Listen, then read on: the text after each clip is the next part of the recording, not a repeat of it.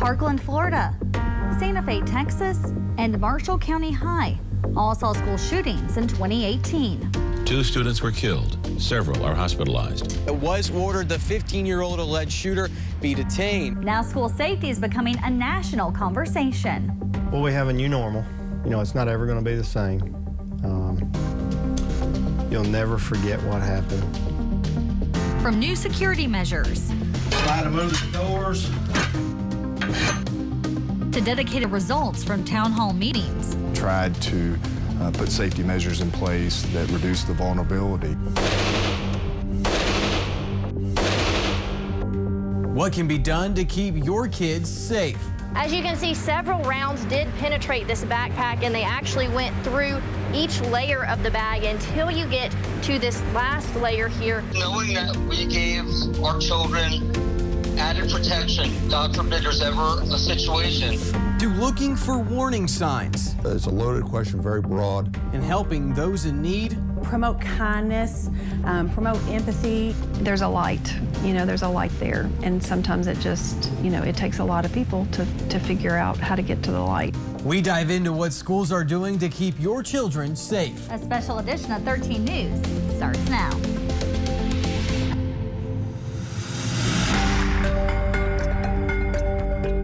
Hello, everyone, and thanks for joining us. I'm Sean Bowdy. And I'm Lauren Hansen. The safety of our children is a parent's #1 concern. We're taking an in-depth look at school safety across our area. We begin our special report with Dalton Godby, who spoke to superintendents across Kentucky about what they're implementing to make sure danger never enters their schools.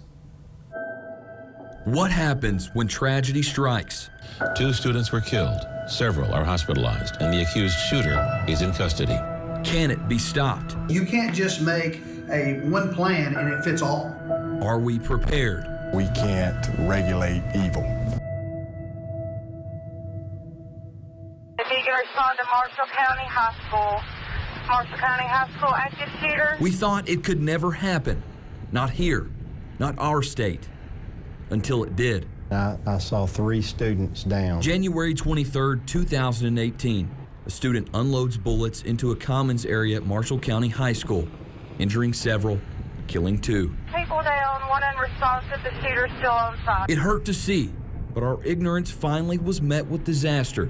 We knew we had to do something different. It wasn't just Marshall County High that had to do something different. Several schools in South Central Kentucky realizing that changes had to be made.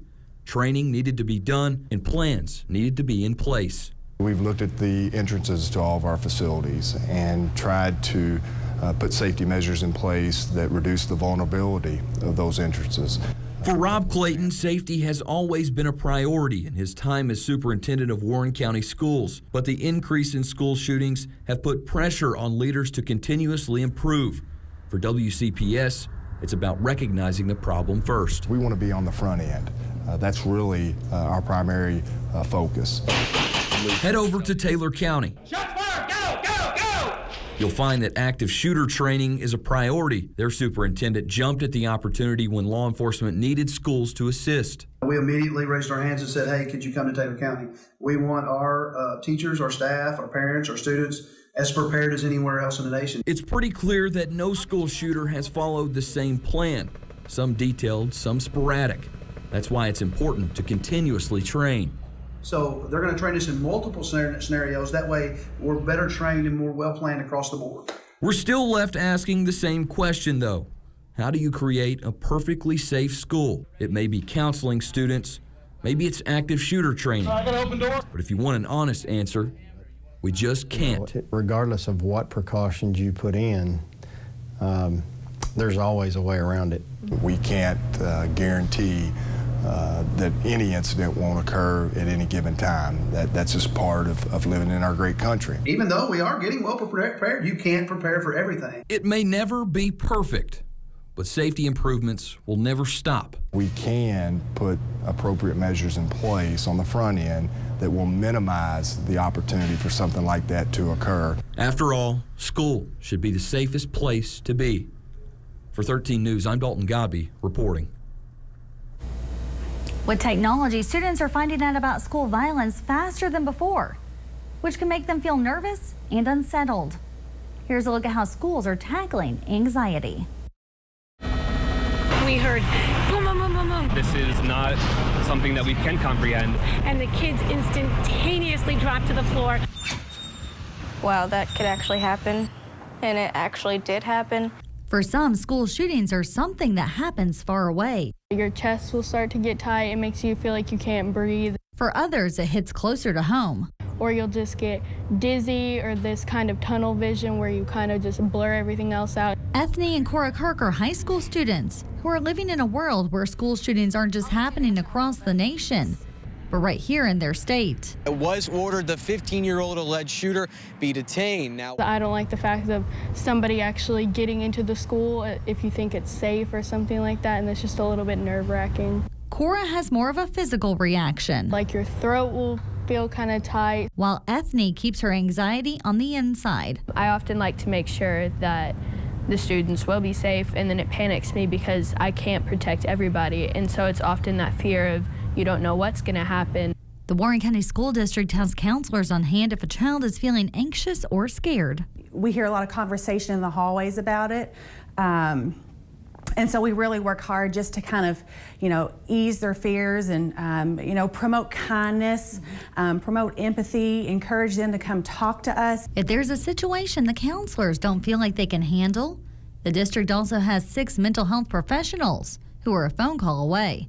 If students make a threat towards themselves or others, we are sending them immediately for an evaluation to make sure that that student's safe.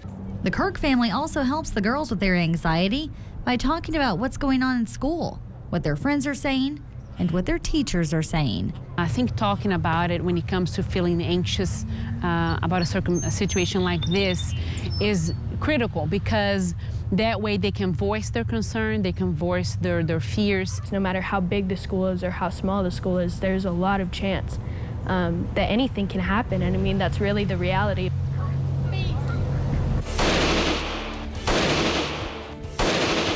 If you can do anything to provide your child or yourself with some protection and a product such as a backpack, which you're going to have anyway, I don't see how that is really a hard decision.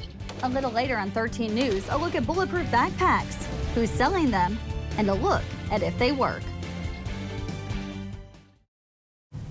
Welcome back to our 13 News special on school safety. It's not just what happens during school shootings, it's why they happen. Kelly Dean has a look at mental health. What was the voice telling you?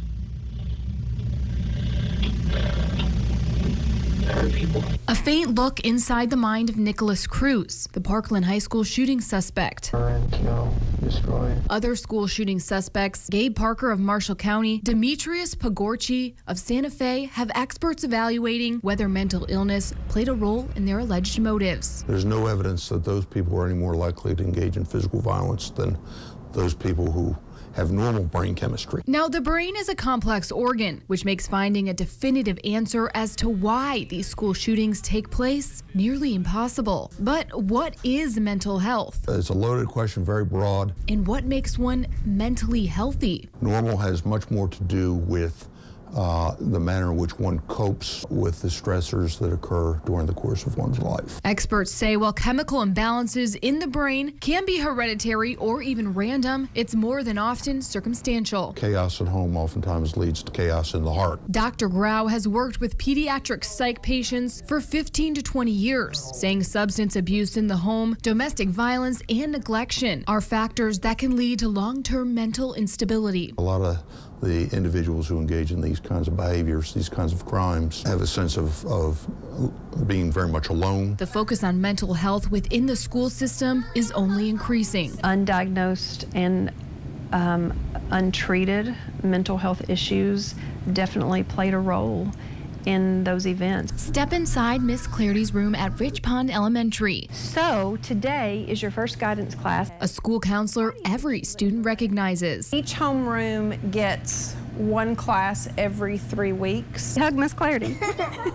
They're used to coming in here. And so when they come in individually, they're very comfortable with the room. It's not like going to an office. Now, studies show the importance of early counseling. The earlier a child receives intervention, the better able they are to overcome. With faculty and staff at the front lines daily. Okay, look at me, please. School officials believe more training and mental health detection can lead to prevention. As a school, we don't diagnose, so we can't make those diagnoses, but we see a lot of the characteristics. Now, if they do see any red flags at all, there's a process. Mental health therapists to come in and do a threat assessment for them, and if they are deemed to be a threat to themselves or others, then they have to go to an outside agency and have an evaluation before they're allowed to come back to school. And while Miss Clarity says she sees more mental health issues now than when she first started teaching, my job is heavy some days. She also believes they're more equipped than ever. There's a light,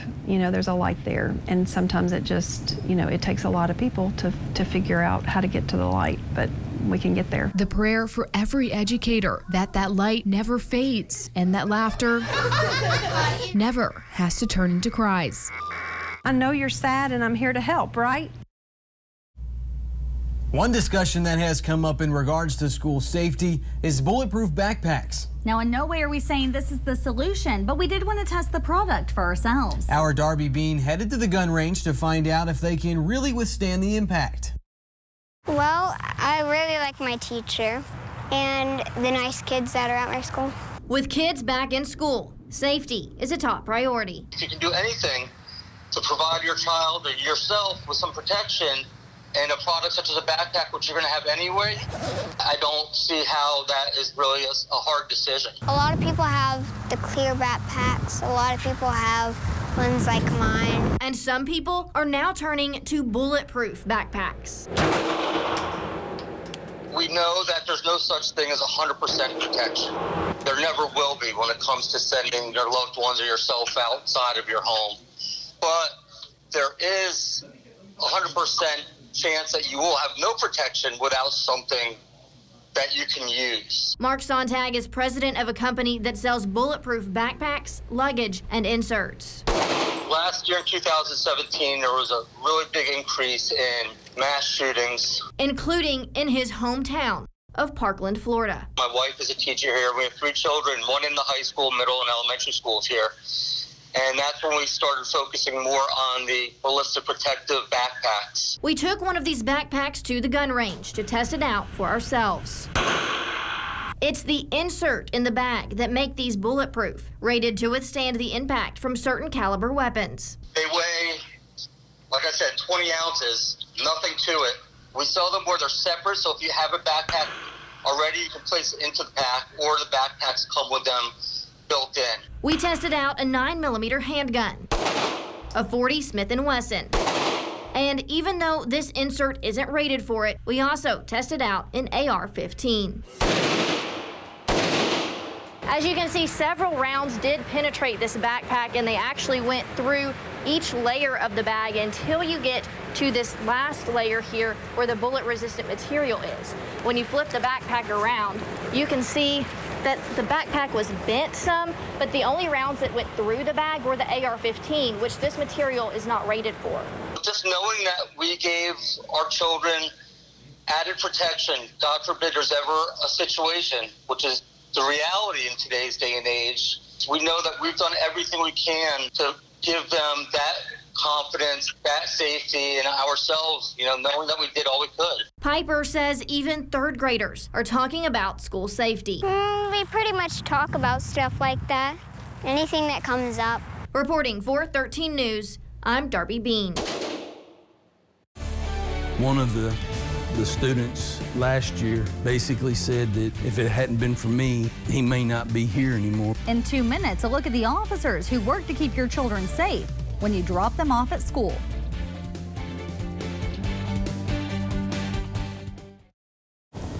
After some of these high-profile school shootings across the United States, administrators are constantly looking for more ways to keep their schools safe.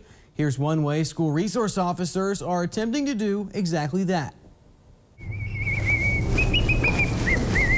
I'm not here for the disciplinarian of the school. I'm here for the students and the faculty staff's safety. I've been out here at Warren East going on 8 years, and honestly, it has changed my perception of law enforcement.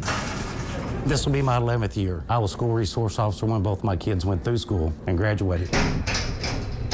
School resource officers across Kentucky aim to keep students safe. Every parent should be able to feel safe to send their child to school. For some of those uniformed men and women, a school resource officer is exactly that. This is my office. A resource. One of the students last year basically said that if it hadn't been for me, he may not be here anymore because he had some rough things going on in his life, and made them feel good that he knew someone cared. Deputy Mike Waldrop is an award-winning resource officer at Warren East High School. Up the road in Edmonson County, Chief Deputy Jeff Brooks prays his students never have to experience a deadly incident at their schools. I hope that I can do this until I retire and I never have to pull my weapon. Smaller school districts and smaller police departments often struggle to find funding for additional officers. We would love to be able to provide a school resource officer for every school. Financially, that's just not available for our county, either through our department or through the school board. The Edmonson County School Board was recently awarded a grant allowing for another school resource officer, and Sheriff Shane Doyle says it's an important partnership. That's something we try to do regularly, is how are we going to provide a better service for our community as the sheriff's office, and then the school does the same thing. How can we provide the best learning environment and the safest learning environment for our students?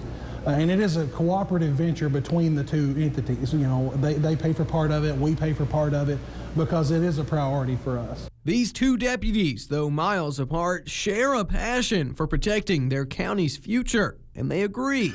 Drop the gun! There's always more you can do to prevent deadly or dangerous situation in schools. You can never have too much training, ever. So any type of thing like that we can do to make these kids safer is worth it. God forbid something like that would happen to any student, district, school across the nation, but here at Warren County Sheriff's Department, we go through a training both with school resource officers, active shooter training, and I'm very comfortable and I feel that we're the best trained school resource officers in the state of Kentucky. Warren County has several resource officers across the district working from the first bell to the last one.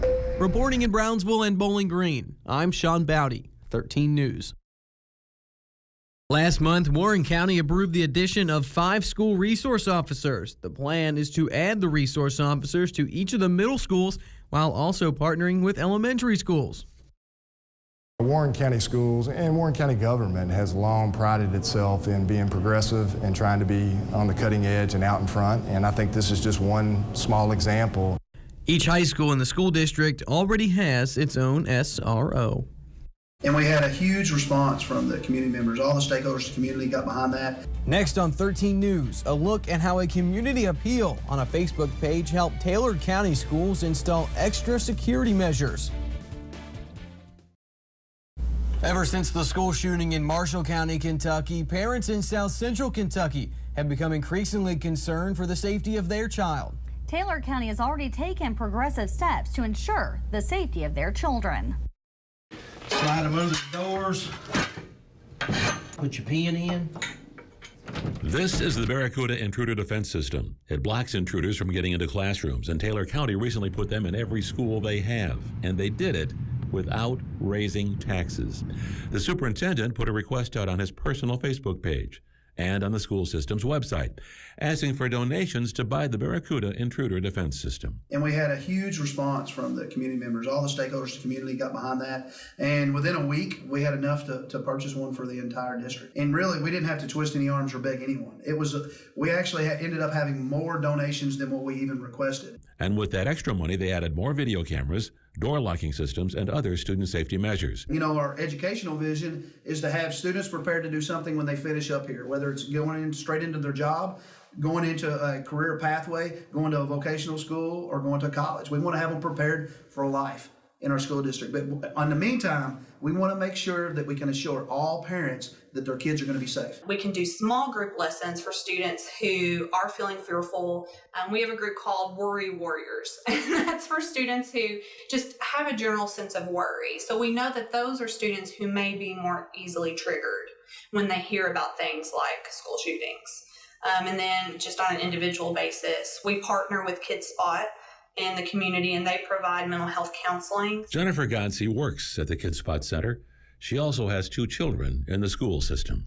It's a very difficult conversation to have as a parent. My 9-year-old is aware of what's happening in the communities. And so, she wants to know what she can do in order to stay safe at school too. And so the fact that the school system has taken the initiative to be able to provide these for the schools is it's very reassuring as a parent.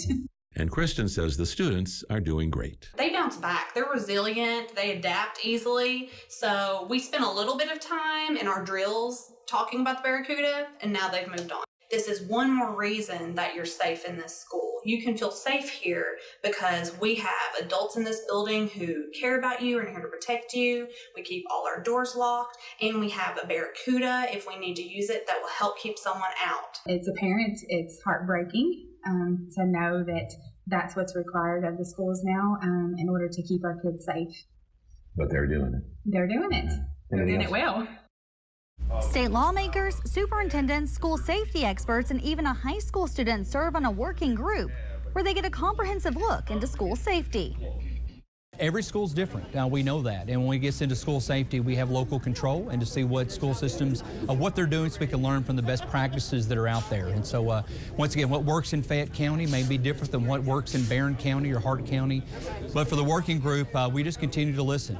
They're asking for input from constituents as the task force travels to different locations, listening to presentations from students and educators to hear what kind of resources Kentucky schools need to be safe. That's it for our special edition of 13 News. You can rewatch any of these stories on our website, WBKO.com. We'll continue to follow these conversations at both the local and national level. For now, I'm Lauren Hansen along with Sean Bowdy. Good night.